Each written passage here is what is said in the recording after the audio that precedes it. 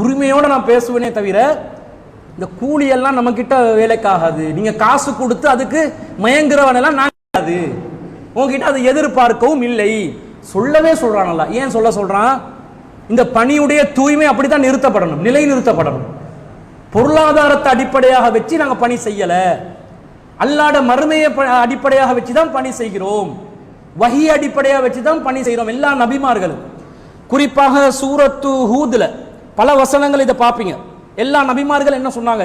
யா கௌமி லா அஸ்அலுக்கும் அலைஹி அஜ்ரா இன் அஜ்ரிய இல்லா அலல்லதி ஃபதரனி.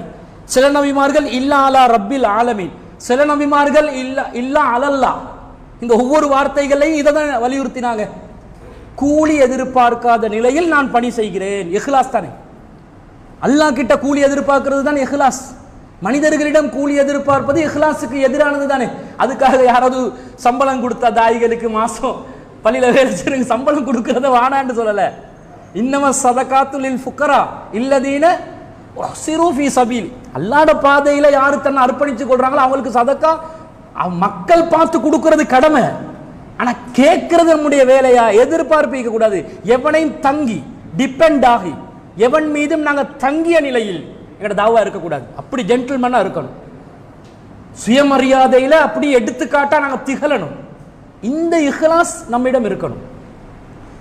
பணக்காரனுக்கு நாங்க பள்ளியிலிக்க போனாலோ தலைய சொரிய போனாலோ இது மக்கள் வந்து பார்ப்பாங்க. அப்படித்தானே நம்ம என்ன செஞ்சாலும் எங்கட ட்ரெஸ்ஸை பார்ப்பான், ஒச்சு கட்டி இருந்தா எவ்வளவு பெருமதியான ஒச்சண்டு பார்ப்பான், இவங்க எப்படி வாழ்றாங்க, என்ன மாதிரி வாகனங்களை பயன்படுத்துறாங்க.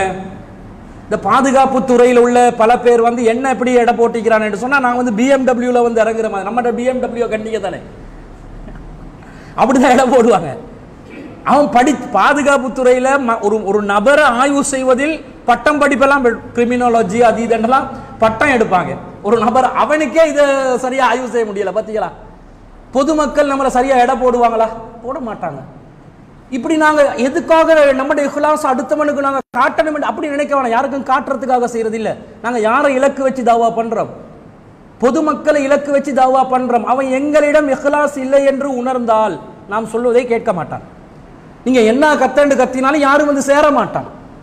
அப்ப நாங்க இந்த விஷயத்துல மிக தூய்மையை பேணுவதற்கு கடமைப்பட்டிருக்கிறோம் என்றது பார்க்கணும்.